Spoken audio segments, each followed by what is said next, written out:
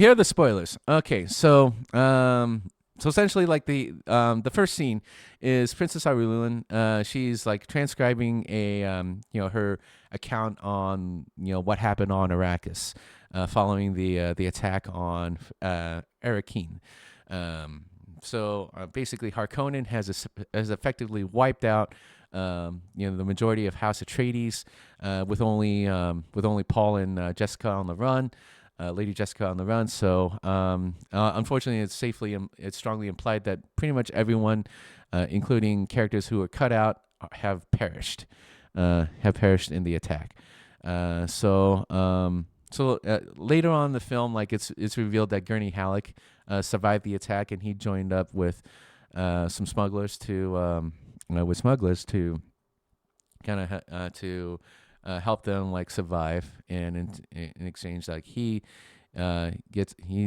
basically surviving on his own at this time. So in the meantime, we see that Paul and Jessica, Lady Jessica, they're basically adapting to like Fremen life, and Paul is learning the ways of the Fremen from chiefly like Chani and mainly and Stilgar.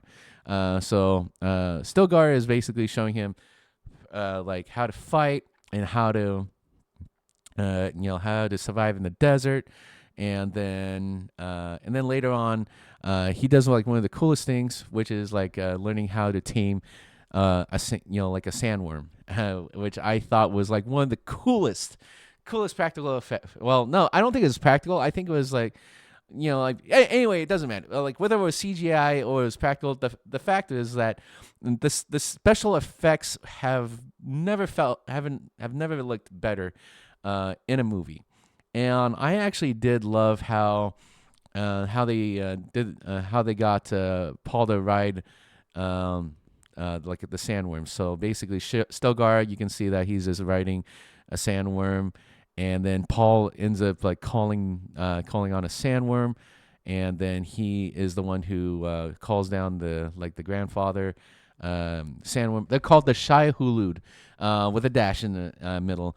And if you leave out the dash, you just basically get the name of a band, which is it's a metalcore core band that's based in New York. So if you want to learn about the sandworms, you just Google it with Shai Hulud. Anyway, so this is like one of the bigger spectacles of Dune, which is that they actually ride on sandworms. The very same sandworms who will swallow up anything that is within that's making a lot of noise out in the sand dunes, and basically swallow everything in there. So it's a very fantastic. I say the word fantastic a lot because it really is, and it's in a fantasy. Yeah, so it's a fantasy world, and it is a fantasy world, so it makes sense. But anyway, never mind about that. The sandworms are done so well, and they feel so lifelike as a viewer, and I'm pretty sure like in IMAX, it's actually even more spectacular. So like those are sort of just some of the ways that things that Paul ends up learning during his time. And then in parallel, Stilgar informs Lady Jessica that their Reverend Mother is dying, and the Reverend Mother is going to need a replacement. So Jessica takes up the task by drinking from the water of life, because she's been a Jesuit, she can transmute the poison into something a lot more useful. So she's basically absorbing, memories of past ancestors, and also because she is pregnant with a Duke Leto's child, Alia. I think it's Alia or Leah. Alia. I think it's Alia. Correct me if I'm wrong with the pronunciation. Because of that, Alia, her mind awakens and is able to communicate telepathically with Lady Jessica. So she now has like an unborn daughter, and Paul's future sister, who can telepathically communicate with each other. So I was wondering like how they were going to handle this, because like in this adaptation, Alia is is unborn, she there are like some glimpses as to what she looks like, and which is like who is portrayed by Anya Taylor Joy.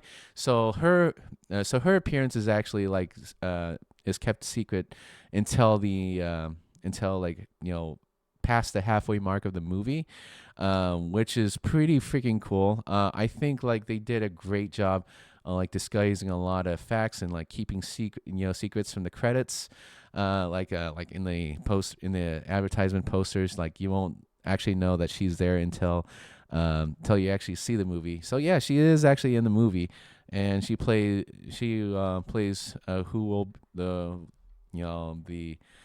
girl who will be Paul's sister, Alia, when she becomes born. But but in the meantime, she's living in Jessica's womb, yeah, and able to telepathically communicate. So Lady Jessica, over the course of the two Dune movies, is portrayed beautifully well by Rebecca Ferguson. I became a fan of hers after Mission Impossible. Played an attractive Ilsa Faust in the series, and now she's playing Lady Jessica. So I think she handles her role incredibly well. So I think there's a very bright future for her in Dune Messiah. We'll see how long she lasts in there, because I mean, like, from what I can tell, like, Dune's a very, very like vicious like universe to be living in, but I think Lady Jessica can hold her own. And I think like towards the end of the movie, Lady Jessica becomes Reverend Mother, basically like dethroning the current Reverend Mother Gaius. It's really cool to see like how she takes on a much more like political and like religious role, which is basically used to like gain the support of like the one who would be known as Muad'Dib Usul. So that's another name that I forgot to like mention. So Muad'Dib Usul becomes like Paul Atreides' name. So Muad'Dib is another name for like a kangaroo mouse who lives in the desert and is able to survive, knows how to survive in the desert. So, and then Usul is the base, is like means base or pillar. And so when we think about like those two words, the pillar of the desert mouse, yeah, I think that translation is best known as pillar of the desert mouse. So that is the pillar of someone who knows how to survive in the deserts. I think that is quite, which I think is quite poetic, considering that the hardship that Paul and Jessica faced, in the first, towards the end of the first movie. I really want to talk about that one too, because it's such a fantastic movie too. And, I'm going to get dinged on the use of fantastic, because I think it really is fantastic. It's a fantasy movie. And I'm going to keep saying that because it's just so cool. And, but yeah, no. But don't worry. I will probably get a thesaurus at some point. All right. So moving on. Let's see. What else do I want? What else needs to be talked about? Okay. So, eventually, like, it's after some time, Paul is basically asked to perform some tests, perform some tests in order to like win his to be respected amongst the Fremen, and and if, and some of these actually like you get to see fully, but then there's there's a particular test in there which I didn't think that really which I didn't think was was thought through entirely. I think it was cut for brevity. The runtime of this movie was 165 minutes, according to Wikipedia. At 245 minutes, a lot of it does feel like a lot of the content was cut. So I can sense that there were a lot of cuts to this movie that were made. I mean, and unfortunately, I think that there is a test in particular where Paul is basically told to by Stilgar to cross over the desert mound and then come right back in a day. I think that scene might have actually gotten cut for brevity because probably like I don't know. I think that they could have just cut out that scene entirely because yeah, because essentially like once like moments later and then even like 30 minutes later, this test never gets mentioned again. So that's one of the weird cuts. I was understanding that a lot of scenes from certain characters were cut. So unfortunately, that means that Thufa Hawit is probably dead already, or is probably dead, or he might have gone into hiding. Although like yeah, so in other adaptations, bad stuff happens to Thufa Hawit, the Mentat. And yeah, so and it's kind of sad to see like characters who had, like actors who had who were part of the project didn't get to have their part like in the movie. Although it was really cool of Denis Villeneuve to special thanks them in the credits. Several operations later, against the Harkonnen, Rabban is played by Dave Bautista. He gets replaced by Fade Raltha. So this is actually a great introduction to the villain known as Fade Raltha. Now Fade Raltha was completely underutilized in past adaptations of Dune, and here he's actually being used to full force. And I think like the actor Austin Butler did a great job portraying like his sadistic like a personality, very vicious, incredibly like unforgiving, and he's this kind of guy who, as if he has a blade like at arm's length somewhere, he'll grab it and he'll just kill you just for being there. And that is certainly the case when on his birthday, he's presented with two knives and he tests them out on two servants who did absolutely nothing. He just they're killed for two servants are killed for no reason. But that's just who he is. That's Fade Raltha. Not justifying it, but that's basically the the kind of villain that he is. He is absolutely like he's soulless, and he takes pleasure in just basically killing people. So on his birthday, he's presented by what is told to be the last of the Atreides family house. So essentially, like three soldiers. I don't know. Yeah. So two of them. Yeah. So they all appear to be soldiers. He dispatches them. He dispatches the first two easily, but the third one he has a hard time trying to fight, and then that's when he has to actually like put in some effort, and he does. Much to yeah. So, but that's essentially his birthday present. He gets to like kill like like enemies and in the presence of House Harkonnen. Yeah, and it's kind of neat. So there is a little subplot that happens, and so there is a character that gets introduced much later on, which actually spins off another thread of like a potential story that may happen. So there is a lady who also is a Bene Gesserit. I think she is Bene Gesserit. But yeah, I think she is.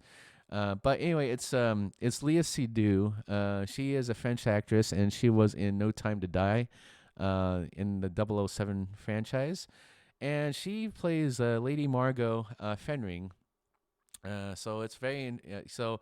I was trying to figure out like what is her role in this, and basically like and basically like it amounts to her having sex with Fade Raltha in order to preserve the Harkonnen bloodline. So in case something happens to the entirety of House Harkonnen, the bloodline is essentially preserved through like through this act.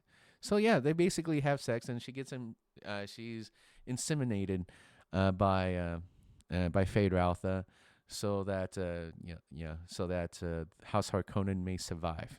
The truth about religion, it really doesn't matter that you believe in a religion or not, or a faith or not.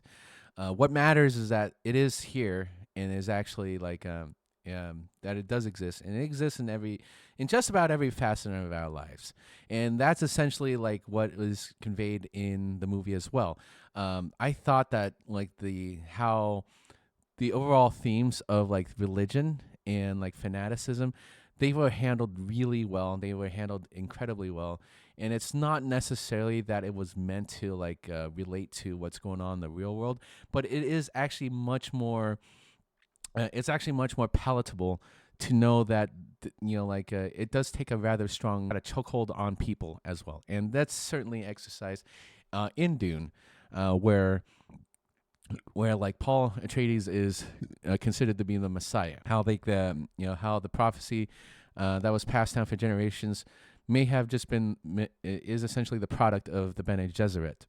So this, which in turn gets implanted, passed down from generation to generation of Fremen. The inner conflict actually comes from Chani, and then a close friend of hers, and then perhaps like a group of other Fremen who absolutely do not believe in the prophecy. They believe that it was manufactured, and I think they were absolutely right to be very skeptical about following fanaticism so blindly. But you see the blind fanaticism is like portrayed incredibly well within Stilgar, portrayed by Javier Bardem. And it's really fascinating to see like how that kind of prophecy takes a hold on people, whether or not like it will lead them to salvation or lead them to a fate worse than what they were already going through before. It is, but you can't help but deny like how fascinating that influence is, and it's done incredibly well in this world. Bravo to Denis Villeneuve for actually for showcasing all the facets around being able to tell the future. Okay, you see, because there's also scenes where Paul has like glimpses of the future, but he doesn't know exactly how they play out. So, and again, this is done so well in Dune Part 2. It's very intriguing to see like how the visions do end up getting resolved, and in ways that we don't expect. So this is where like a lot of the plot twists are. So again, bravo to Denis Villeneuve for having portrayed these well.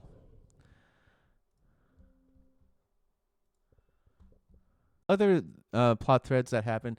Paul actually ends up, reuniting with Gurney Halleck, who proposes. So when they talk about, how they're going to defeat Harkonnen, Paul's basically reluctant to take on the Messiah role, the leadership role. Gurney Halleck, he proposes, he proposes like unlocking House Atreides nukes that they housed in a vault that was hidden in plain sight. It was pretty cool. I actually thought that was kind of interesting. So, but okay, yeah, I think that was actually it was pretty cool that they revealed, the vault where they keep the nukes, and then they actually do end up using those nukes, before they start the final fight. So, so I think so anyway, I kind of jumped a little bit forward.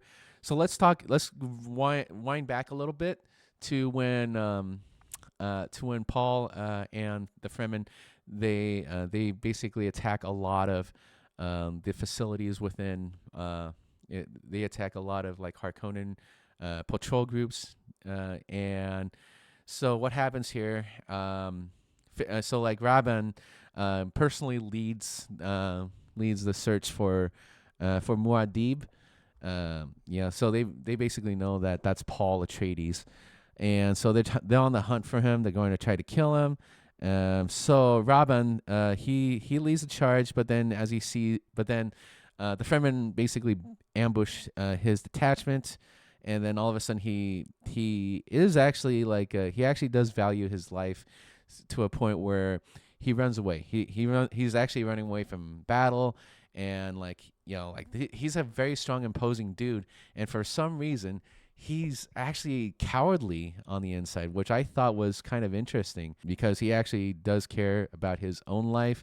He doesn't want to die for anyone, and not even for his own family. So clearly, there's a lot of tension that needed to be explored.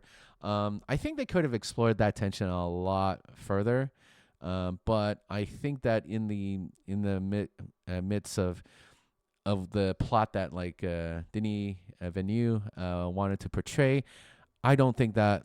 I think that that his person his personality exploration really suffered. All right. So shortly after he runs away, he gets on on one of the ornithopters, and one of the Fremen actually managed to catch up with him, and was about to kill him, but then he's not able to. He's about to he's about to get killed, but then one of the Harkonnen troops shoots her off of the ornithopter, so she plummets to her death. But like for a while, like Rabban, you can see in his eyes like he is actually scared, and basically is an embarrassment to the Harkonnen family, which is, I don't know. I mean, I don't know how I feel about that because Harkonnen are ruthless. They're supposed to like portray a very strong front, and yet the commander is absolutely scared and terrified of losing his life. So as a result of all these attacks, Feyd-Rautha ends up replacing ends up replacing Rabban to essentially like control Dune. So with this happening, Feyd-Rautha he orders like his army to attack the Fremen strongholds. So they essentially like obliterate the northern the northern civilization um of the for the Fremen, where they kept the water that was extracted from the Fremen who gave their lives up for their cause, their civilization. But anyway, the well where they kept their water, it was extracted, and then that well is basically buried in the attacks. So a lot of bird life is lost very cruelly because of they wanted to wipe out the Fremen. And so like when they were able to chase away the Fremen from the north to the south, one spy is left behind, and the lone spy is presumably tortured and is never heard from again. And I think that this was also like a close comrade of Chani. So there's that.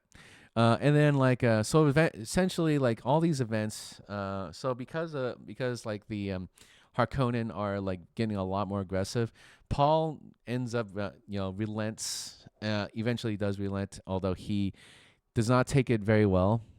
He fights very strongly against becoming the prophesized Messiah, and he ends up drinking. He ends up making the journey down south to meet with the fundamentalists. He imbibes in the water of life. He basically that part like Paul Atreides dies, and then it's also revealed that Chani actually means desert springs. So that's another thing I forgot to mention here when I was discussing Chani. But yeah, Chani in the Fremen language means desert spring, and so this is very significant because in order to save Paul, she basically is crying. She wipes a tear, and then puts it into the water of life, puts it into Paul's lips, Paul's mouth, and then he drinks it, and then he is basically awakened by the desert spring, laced water of life. So after Paul Paul awakens, he does remember where he's at now, but he's basically no longer that same Paul that Chani really loved. So this you can see this when Chani slaps him.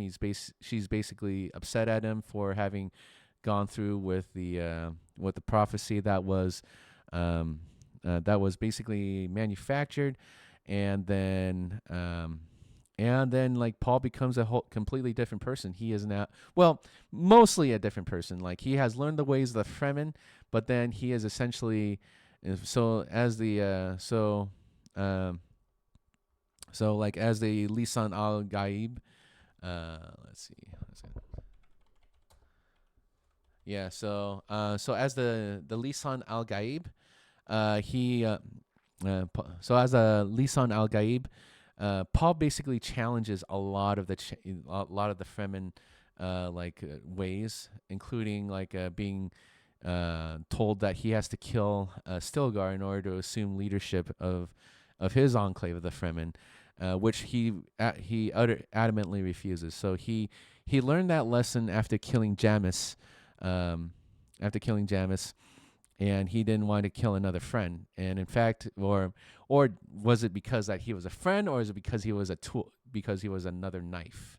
So this actually is, so this is a particularly poignant scene where you no longer you wonder what happened with Paul Atreides, and why did he become this very resolute, almost like cult like leader. So essentially, so Paul is starting to win has effectively won the influence of has won the support of the Fremen, largely because of his because the prophecies that have been passed down to the Fremen have now been realized in their in how they see it. And yet and you can see it in Zendaya's performance of Chani, that she is absolutely against this manufactured prophecy, and and any chance she gets, she's trying to flee the Fremen now, because she does not believe in this prophecy, and she feels like she's getting pushed out of her own civilization, because she does not believe in it. And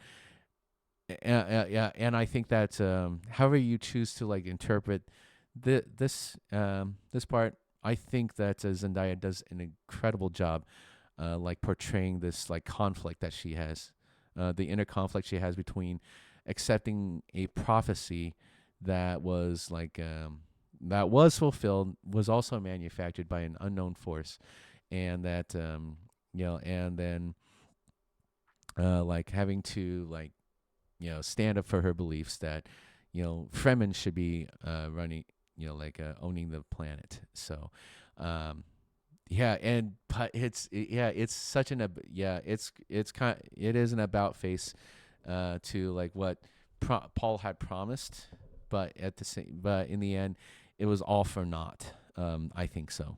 For me, it was. I felt that Paul's inner struggle. It was. I thought it was portrayed really well, and unfortunately for Paul, it was all for naught, because he actually does become the prophesized Messiah that has been told, has been passed down. So that in mind, in spite of all this, in spite of a now fractured relationship between Paul and Chani chooses to remains in the fight to support Paul, and because supporting Paul also means supporting the Fremen. So she fights alongside the Fremen, but she will not fight for Paul, essentially. So I absolutely sympathize with that. It's there's an inner conflict, and a lot of time you just want them to work together again, but it's just yeah. So from this point on, you really want them to stay together and just stay in the fight together, and they end up staying in the fight together up until after the Harkonnen have been reduced to rubble, the Sardaukar are all but defeated, and then yeah, okay. So even before that, okay, I do feel like I'm jumping around. So let's go ahead and talk about what happened in the water of life. So Paul basically receives, a vision, and that vision happens to be that Lady Jessica was born of the Harkonnens. So who it was? Maybe it was Baron Harkonnen. No, no, well, no. It was basically like a one of Harkonnen's sons who gives birth to Lady Jessica. So she was born with Harkonnen blood, and she was born of House Harkonnen, and then she would later marry Duke Leto. Well, actually, no, she never marries Duke Leto. She becomes like Duke Leto's concubine in House Atreides, and then they so in basically in defiance. So essentially, the Bene Gesserit, in order to like they always dictated they basically prescribed steps to ensure that specific house um, did what they were told, and because then the Bene Gesserit can control them in the service of higher powers, that such as someone like Emperor Shaddam in this case, and so the Bene Gesserit, they specifically instructed all concubines to give birth to daughters, because daughters don't necessarily get to be emperor or wield any sort of influence on anybody. And they designated that House Harkonnen should be the ones bearing sons, and she does, bearing sons. But Lady Jessica, being a concubine to to Duke Leto of House Atreides, she bears the son. She bears Paul, who is a son, and so that really goes in open defiance against the plan of the Bene Gesserit. So now this becomes a revelation that Paul is actually Harkonnen, a Harkonnen, like born of Lady Jessica. So this in turn influences Paul a lot to just basically become as just as like just as like how do you say, yeah, so Paul becomes that much, so basically like this revelation of Paul being born to House Harkonnen means that he's going to have to be just as like ruthless and bloody and violent in order to secure victory over the Harkonnens and ultimately planet Arrakis, also known as Dune. So and then like he mentions the name Dune, and this also contributes to winning over the influence of the Fremen because he knows the actual name of the planet, which is Dune. The original name of the planet of Arrakis was Dune. That's according to the that's according to the movie anyway. So I'm just going to like go off of the adaptation of this movie. So anyway, so the next up, the battle begins. So it starts off with nukes getting launched just behind where Emperor Shaddam and his forces land, meeting up with House Harkonnen. So the nukes blow up, and then they effectively like disrupt a lot of. I think there's some like Harkonnen forces that get blown away by the nukes, but then like the Fremen are there to just chop them up into pieces, and they effectively clearing a path oh yeah, and then also the worms. Yeah, let's not also forget the worms. I'm thinking about like so following the nuke attack, like the Fremen, led by Paul, they ride in on sandworms, and then the Shayid al-Lub. So I think that's how you pronounce it. Yeah, the Shayid al-Lub. The Shayid al-Lub. So following the nuke attacks, the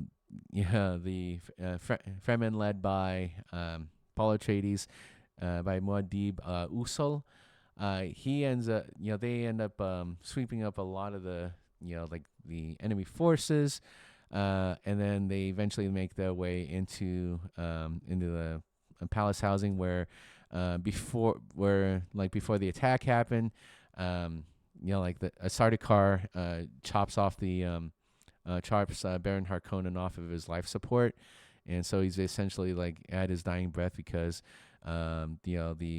because the orb that he was hooked to, that was keeping him alive, is now been severed from him, and he's just basically on the floor dying. No one's there to help him.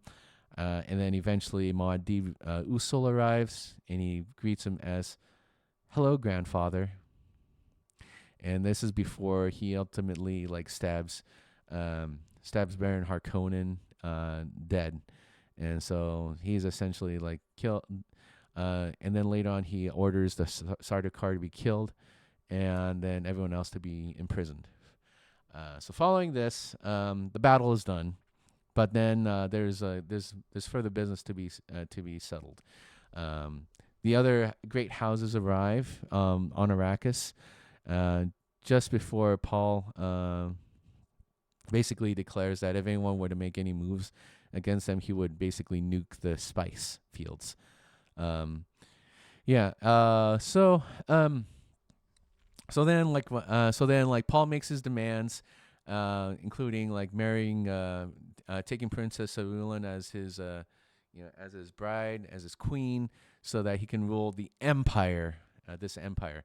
So that is like he's effectively like resolved to take over Emperor Shaddam's empire, and then and this also like this basically like this shatters the relationship between Paul and Chani, in spite of Paul saying, "I will love you until my last breath." So basically in this instance, this bond ends up becoming broken forever. Although also when Emperor Shaddam like confesses that he was the one who orchestrated Duke Leto's death, along with the death of House Atreides, Paul is about to execute him for his crimes, but then he offers for Emperor Shaddam to either take the punishment or choose a champion to fight on his behalf. So Fade Routha steps up to the plate, and then he takes up the Emperor's blade to fight Paul, for control of Arrakis. So they fight. They have a really great fight. Fade Routha, in the middle of the fight, he refers to Chani as Paul's pet, but they also in some ways like acknowledge each other.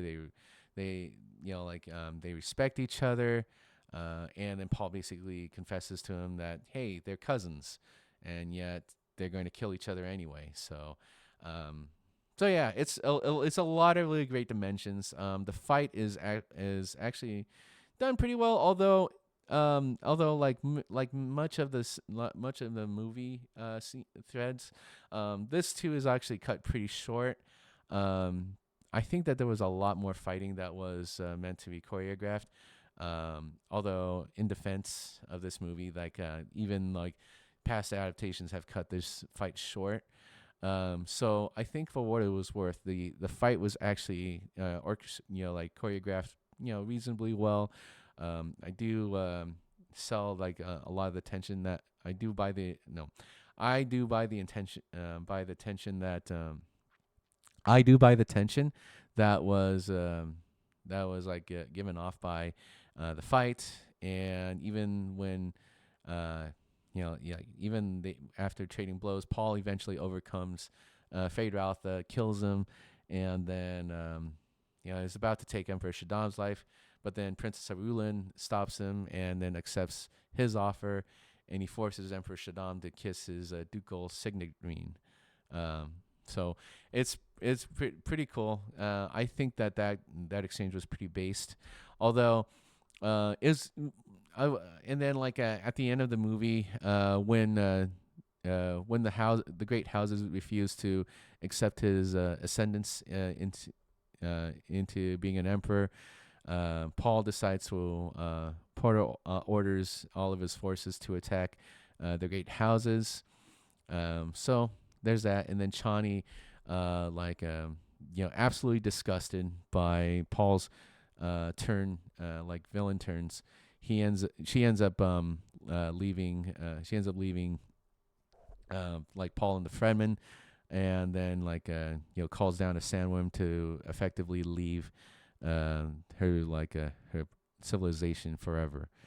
That's basically implied. So very heartbreaking, but I actually do I do like how well the adaptation was handled. So overall, what did I think about the movie? I think that this, based on what was talked about, I think this movie actually hits more than it misses. So obviously there are a lot of scenes that got cut out, but I think it was done really well. I do respect Denis Villeneuve's adaptation. I think he's handled a lot of really famous franchises really well, and I know that he absolutely loves sci-fi. So I'm willing to support the effort that he makes to make really great movies. So I thought this movie was really well done, very fantastic, and I think he's got it. I think it's really important to support this kind of effort from him. So even if it means accepting an adaptation that doesn't have a lot of what we agree with, but that's not really the point. The point is that he has essentially made this franchise into his own, in the same way that he made Blade Runner his own. I think that Denis Villeneuve, I think he's a young 50s, but he is doing sci-fi films a lot of justice. I really did love Blade Runner 2049. It was rather long, and that's okay, because this is more about finding. This is really a lot about finding, where people so because he is really telling a lot of stories that exude a lot of different dimensions. There's a lot of it's mainly character driven, and so I see that he's got a great respect for all those universes, and I'm glad that we got people like Denis Villeneuve handling these properties really well. So bravo to Denis Villeneuve. I absolutely am looking forward to seeing the conclusion of Dune, of this Dune trilogy adaptation that he's making. I think there's a lot of story that can be told, but I mean, if there were more people like Denis Villeneuve who can handle those spun off adaptations, that'd be awesome. I don't think that he needs to do any more of these, but if he wants to, I will be there to readily support his films. So overall, I think on a scale of 1 to 10, 10 being the best, I think this gets a solid 8. The practical effects are amazing. A lot of elements have changed from what I can tell. I mean, and I'm basing it off of the David Lynch adaptation. So at the end of that adaptation, it's actually the planet finally starts to rain, so it ushers in this new era of peace. But that's basically what that movie ended. So here in this adaptation, there is no rain. All right, so a prophecy was fulfilled, but then there's no rain. Okay, well, what the heck happened? Why is there no rain at the end? It could be a number of different things. It could be so the houses are effectively declared war against House of the remainder of House Atreides and the Fremen, but then there's no rain. So maybe it was just another element that was important, yet he had to cut in order to keep with the tone of what he was going after. And so it is disappointing. I mean, as a fan, I mean, I'll my rating is also based on personal preference, and I would have preferred to see the promise of a better future with with Arrakis, but I don't think that was what he was trying to convey. And so, it's what it is. I mean, like, again, I will respect it. I just can't really give the full 10 points. Plus, there were scenes that, like, I honestly wish he would have cut out, because some of the because I did mention at least one or two different plot points that didn't get completed. And so, and then also there was Aliyah.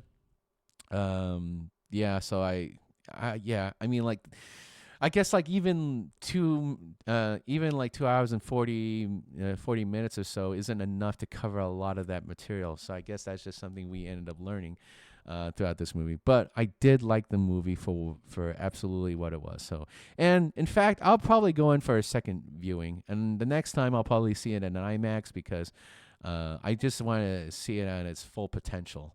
So, bravo to Denis Villeneuve for adapting a really, really possibly, difficult, like, property. So well done, well done. All right. So anyway, that's it for me. If you like what you saw here, please do like the video, and then comment on what you liked or didn't like.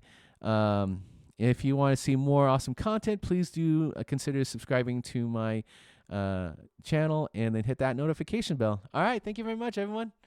And hang loose.